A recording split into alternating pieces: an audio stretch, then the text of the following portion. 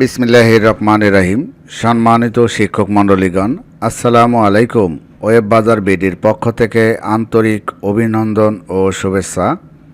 আজকের এই ভিডিওতে আমরা দেখব অ্যাকাউন্ট সেকশনের কিছু গুরুত্বপূর্ণ টিপস। অনেকে প্রশ্ন করেন যে আমাদের যে অ্যাকাউন্ট সেকশনে আছে, অ্যাকাউন্ট সিস্টেমে কোনো ছাত্র যদি মনে করেন ফেব্রুয়ারি মাসে এসে বা মার্চ মাসে এসে ভর্তি হয়েছে, তো সেই শিক্ষার্থীর বিলটা কিভাবে ক্রিয়েট করবেন বা তার যে গাড়ি ভাড়া, তার যে মাসিক বেতন, এগুলো কিভাবে নির্ধারণ করবেন। জানুয়ারি মাস থেকে বিল তৈরি হবে, না অটোমেটিক তৈরি হবে, না সেটা ম্যানুয়ালে তৈরি করতে হবে। তো তার জন্য কিছু ডিসকাউন্ট আমরা কিভাবে দেব। তাকে আমরা মার্চ মাসে ভর্তি হলে আমরা মার্চ মাসের বেতন থেকে, বিল থেকে ডিসেম্বর মাস পর্যন্ত নেব। এই যে নানা ধরনের যে প্রশ্ন, এই প্রশ্নের সম্মুখীনগুলোর উত্তর আজকের এই ভিডিওতে আপনারা পাবেন। তো সেটি করার জন্য এখানে আপনারা দেখুন, আমাদের এখানে 9 জন স্টুডেন্ট ভর্তি করা আছে, আর এখানে পেন্ডিং আছে 3 জন। তো আপনাদের এই অ্যাকাউন্ট সেকশনটা দেখানোর স্বার্থে আমি এখানে পেন্ডিং 3 জন ছাত্র রাখছি এবং 9 জন ছাত্র এখানে ভর্তিকৃত আছে, সেটা আবার প্লে গ্রুপের। তো ইউটিউবের ভিডিও কিছু তথ্য দেখানো যায় না, এর কারণে আমি দেখাচ্ছি না। আপনারা জানেন যে স্টুডেন্ট এখানে ক্লিক করলেই বাহির হবে। তো এখান থেকে আমরা অ্যাকাউন্ট সেকশনে চলে যাব। এই যে অ্যাকাউন্ট সেকশনে গেলে দেখেন আমি কোনো ডিউ ক্রিয়েট করি নাই। তো এখানে আমরা এখন ডিউ ক্রিয়েট করব। আমাদের এখানে 9 জন স্টুডেন্ট আছে প্লে গ্রুপের। তো 9 জন স্টুডেন্টের জন্য আমি প্রথমে যাব পার্টিকুলার। ইতিমধ্যে আপনারা জানেন যে পার্টিকুলার কিভাবে অ্যাড করতে হয়। তো এখানে আমার গাড়ি ভাড়াটাই আমি অ্যাড করব এই শিক্ষার্থীদের কাছ থেকে। আপনি চাইলে মাসিক বেতনও সেট করতে পারেন।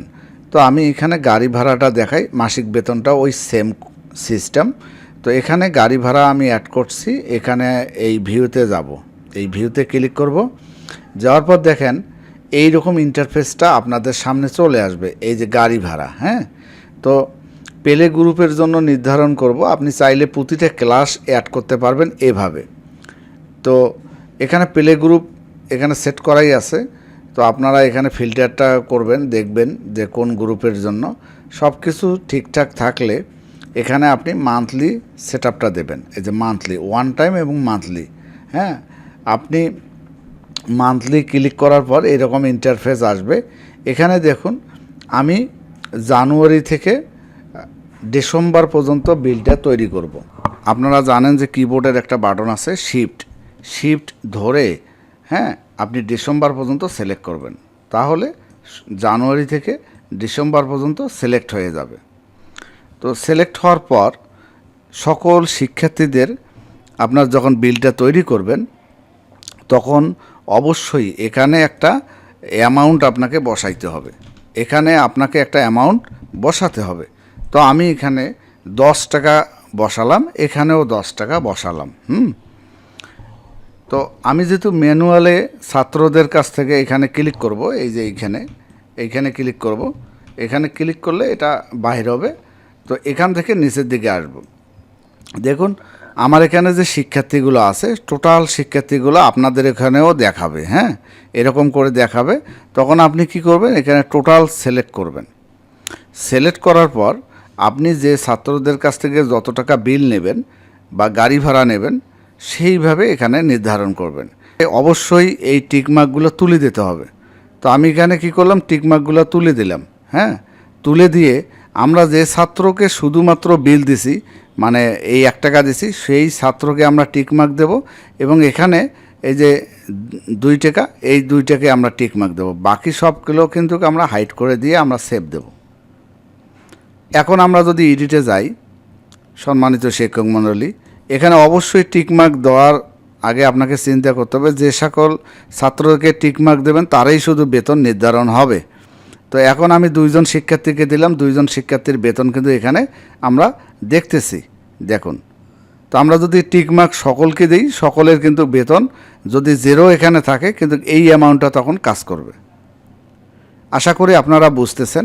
এখন আমরা যদি ড্যাশবোর্ডে যাই তাহলে আমরা দেখব মাত্র 27 টাকা আমাদের ডিউ তৈরি হয়েছে।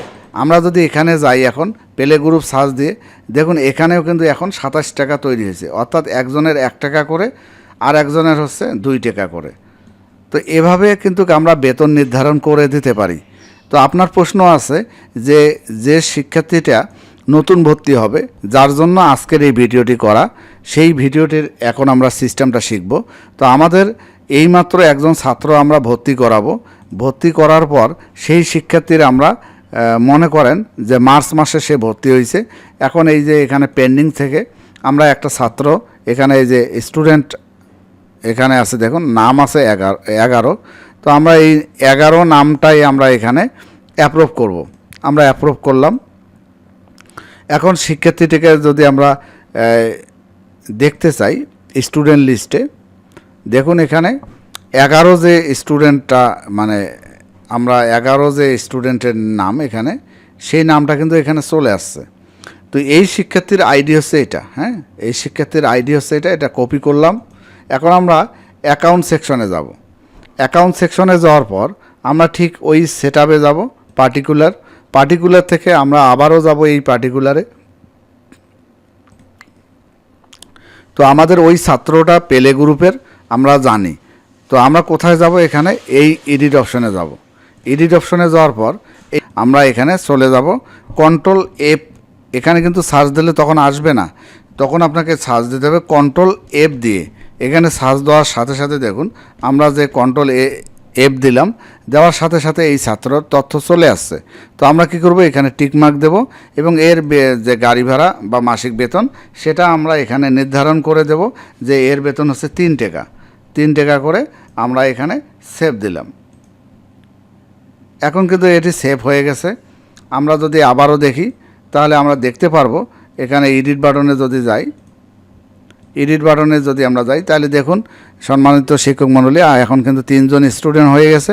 এবার যদি আমরা বেতন দেখি যে বেতনও বেড়ে গেছে এবং এখান থেকে আমরা তার বেতনটা এখানে যদি আইডিটা সার্চ দেই, তো আইডিটা সার্চ দিলে দেখব এখানে জানুয়ারি থেকে দেখুন জানুয়ারি থেকে অক্টোবর মানে সেপ্টেম্বর মাস পর্যন্ত তার 3 টাকা করে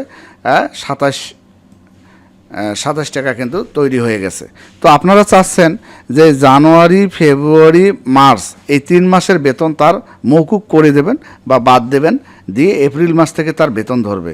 তো যখন এই ছাত্রটার মানে বেতন কালেক্ট করবেন, অবশ্যই ভর্তির সময় তো আপনাকে ভর্তি ফি দেবে বা যেটাই দেখ। তো এই 3 মাসের কীভাবে বাদ দেবেন? সম্মানিত শিক্ষক মণ্ডলী এখানে যাবেন ফি কালেকশনে যাওয়ার পর ওই স্টুডেন্টের আইডি এখানে সার্চ দেবেন, দেওয়ার পর তার যে তথ্যগুলো বাইর হবে, তো জানুয়ারি, ফেব্রুয়ারি, মার্চ এই 3 মাসের বেতন এইভাবে সিলেক্ট করবেন। করার পর আপনি অবশ্যই এটাকে আপনি কি করবেন? এইখানে দেখুন 9 টাকা আছে, আপনি এখানে 0 করে দেবেন, এই ডিসকাউন্টে 0 করে দেবেন। এখানে 9 টাকা বসে দেবেন, তাহলে এটা 0 হয়ে যাবে, এবং এখানে আপনি 0 বসে দেবেন।